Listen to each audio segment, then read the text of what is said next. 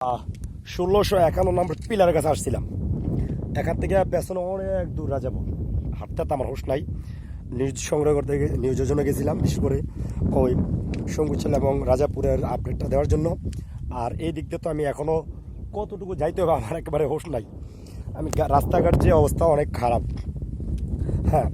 আর বিশেষ করে হাঁটতে হাঁটতে হোশ নাই সকাল থেকে।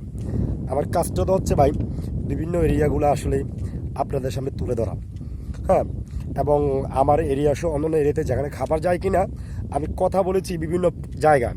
তো কথা বলার পর সবাই যে আমাকে বললো যে না, সবাই খাবার পাচ্ছে, কারো খাবারের সমস্যা হয় না।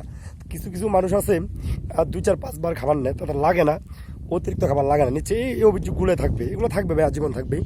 তো আমি আসলে এর ভিডিওটা বানানোর মেন হচ্ছে যে আমি এখান থেকে কত দূর যাচ্ছি আপনাদের কল্পনাবিহীন।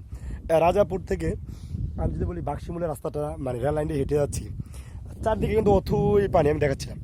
আর এখান থেকে বিশাল রাস্তা, অনেকক্ষণ যাবে হাঁটতে আসি, সকাল থেকে কোনো কিছু খাইনি এখন। আমার কাছে ছিল আমি সবুজ জেলায় অনেকগুলো নিউজ করছি, তারপর এদিক দিয়ে পাল্টি রাজাপুর সব জায়গা যাচ্ছি, সব জায়গায় আপডেট দেওয়ার জন্য।